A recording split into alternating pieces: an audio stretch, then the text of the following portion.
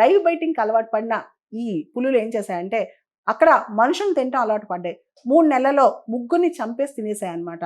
అంటే అక్కడ చిన్న బేబీ, ఒక 7 years old బాయ్ వాళ్ళ గ్రాండ్ మదర్తో చూడటానికి వెళ్తే మొత్తం దింపేసి అబ్బాయిని చంపేసేసాయి, లాక్కెళ్ళిపోయాయి. అక్కడ ఫారెస్ట్ గార్డ్ని చంపేశాయి. అంటే ఎప్పుడైతే హంటింగ్కి కాకుండా లైవ్ బైటింగ్కి అలవాటు పడ్డాయో, అంటే ఈ పశువుల్ని గోడ్స్ని వీటిని తినడం అలవాటు పడ్డాయో, మనుషులు కూడా తినడం స్టార్ట్ చేసేసాయి అనమాట. దీంతో ఇమీడియట్గా అక్కడ 2-member కమిటీ వేశారు.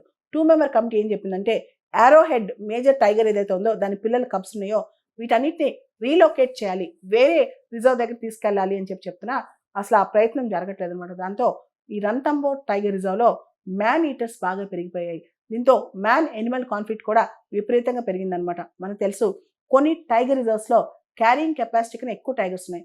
కొన్ని టైగర్ రిజర్వ్స్లో ఒకటో రెండో ఉన్న అవి ఆ రిజర్వ్స్ అలా కంటిన్యూ అవుతున్నాయి.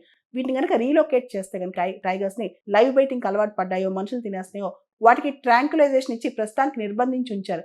కానీ ఈ పరిస్థితి ఇంకెన్నాళ్ళు ఇలా మ్యాన్ ఎనిమల్ కాన్ఫ్లిక్ట్లో సొల్యూషన్ ఏంటి? ఖచ్చితంగా దీనికి ప్రాపర్ ప్లానింగ్ ఉండాలి. ఖచ్చితంగా రీలొకేషన్ అనేది జరగాలన్నమాట. జరిగితేనే కాస్త కూస్తో ఈ మ్యాన్ ఎలిమెంట్ కాన్ఫ్లిక్ట్ తగ్గుద్ది, మనుషుల్ని తినటం మానేస్తే. ముఖ్యంగా రణథంబోర్ ఫోర్ట్ కూడా ఇక్కడ చాలా దగ్గరగా ఉంది. అది టూరిజంకి చాలా చాలా ఇంపార్టెంట్ అనమాట. ఈ టైంలో అక్కడ టైగర్స్ మనుషుల్ని చంపేయడం అనేది కలకలం రేపుతోంది. ఈ ఇష్యూ మీద సుప్రీంకోర్టు 3-member కమిటీ కూడా వేసిందనమాట.